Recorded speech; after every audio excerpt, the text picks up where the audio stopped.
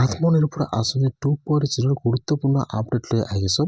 যিহেতু 7 ফেব্ৰুৱাৰীৰ পৰা আত্মনিৰ্ভৰ আঁচনি ফাৰ্ষ্ট কিস্তিৰ ধনসমূহ আৰম্ভ হৈ যাব।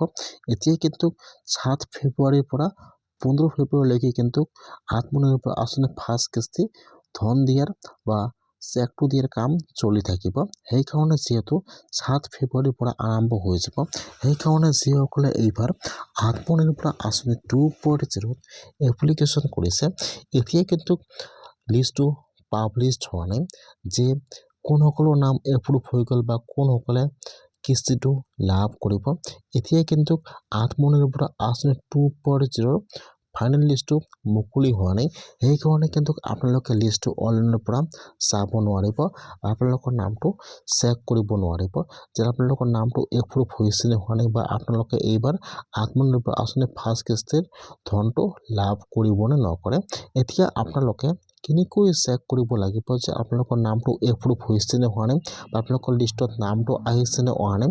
আৰু যদি আপোনালোকৰ লিষ্টত নাম আহিছে তেনেহ'লে আপোনালোকে আত্মনিৰ্ভৰ আঁচনিৰ ফাৰ্ষ্ট কিস্তিৰ পইচাটো বা চেকটো আনিবলৈ হ'লে তাত আপোনালোকৰ কি ডকুমেণ্ট লৈ চেকটো আনিব লাগিব। মই আজি এইটো ভিডিঅ'ত আপোনালোকক সম্পূৰ্ণ প্ৰচেছ ষ্টেপ বাই ষ্টেপ দেখুৱাই দি আছোঁ যে আপোনালোকে কেনেকৈ চেক কৰিব লাগিব যে আপোনালোকৰ নামটো এপ্ৰুভ হৈছে নে হোৱা নাই। আৰু আপোনালোকৰ চেকটো আনিবলৈ হ'লে আপোনাৰ তাত কি ডকুমেণ্ট লৈ যাব লাগিব। আপোনালোকে জানিবলৈ হ'লে ভিডিঅ'টো সম্পূৰ্ণকৈ চাই ল'ব, স্কিপ নকৰাকৈ।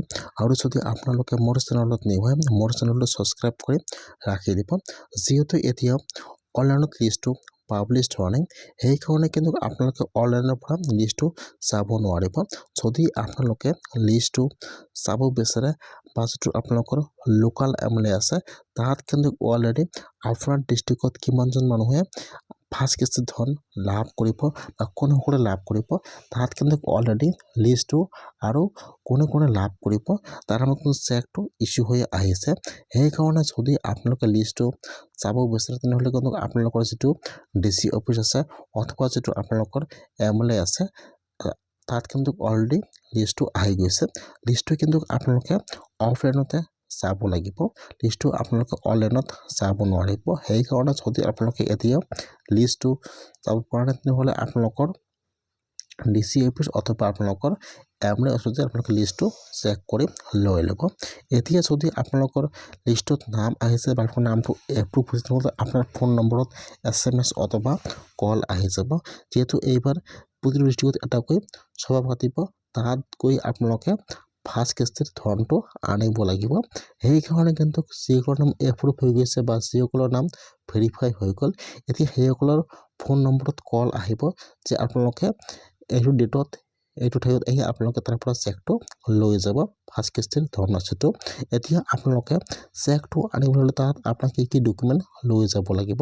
আপোনাৰ ফাৰ্ষ্ট ডকুমেণ্ট লাগিব পেন কাৰ্ড, আধাৰ কাৰ্ড, ভোটাৰ ID আৰু তাত যিটো আপোনালোকে প্ৰজেক্ট ফাইল দিছিল বিজনেছৰ কাৰণে, আপোনালোকৰ তাত প্ৰজেক্ট ফাইলটো লাগিব। আৰু যেতিয়া আপোনালোকে এপ্লাই কৰি যিটো আপোনালোকৰ এপ্লিকেশ্যন ৰিচিপ্টটো আছে, আপোনালোকৰ ৰিচিপ্টটো লাগিব। আৰু লগত লাগিব আপোনালোকৰ উদ্যম চাৰ্টিফিকেট। যদি আপোনালোকে এতিয়া উদ্যম চাৰ্টিফিকেট বনাব নাই তেনেহ'লে আপোনালোকে আজিয়ে উদ্যম চাৰ্টিফিকেটটো বনাই ল'ব। আপোনাৰ চেকটো আনিবলৈ হ'লে তাত আপোনালোকৰ এইকেইটা ডকুমেণ্ট লৈ যাব লাগিব, জেৰক্সকৈ লৈ যাব আৰু লগত আপোনালোকে অৰিজিনেল কপি লৈ যাব। যিহেতু 7 তাৰিখৰ পৰা ফাৰ্ষ্ট কিস্তিৰ ধন দিয়া আৰম্ভ হৈ যাব, সেইকাৰণে আপোনালোকে আপোনাৰ SMS-বোৰ চেক কৰিব।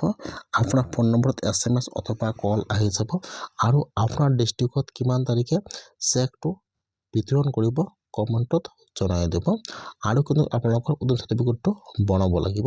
যদি আপোনালোকে এতিয়া আপোনাৰ উদ্যম চাৰ্টিফিকেটটো বনোৱা নাই তেনেহ'লে আপোনালোকে আজিয়ে বনাই ল'ব। আপোনাৰ সেইকেইটা ডকুমেণ্ট তাত লৈ যাই আপোনালোকে ফাৰ্ষ্ট কিস্তিৰ ধনটো আনিব লাগিব। কালিৰ পৰা আৰম্ভ হৈছে।